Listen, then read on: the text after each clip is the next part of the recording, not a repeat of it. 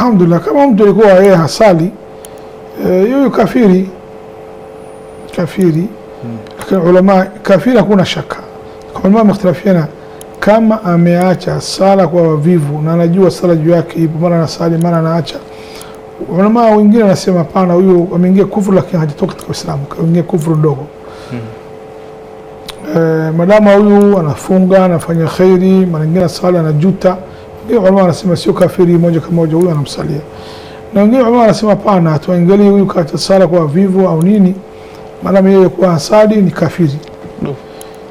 Lakini ulama wote wamekubaliana kama mtu ameacha sala kwa yeye anaamini sala sio kwake wajib au sio fardhi na Allah hajaamrisha na akili yake iko timamu, sio mandazimu au hajatumia dawa ya kulevya hii, huyu atakuwa kafiri moja kwa moja.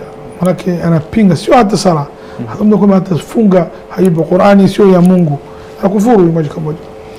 Lakini inategemeana kama mtu alikuwa anasali mara anaacha na anajua anajuta, tasali inshallah mwambie dua, kama atakufa mimi nakubali na ulama atamsalia huyu.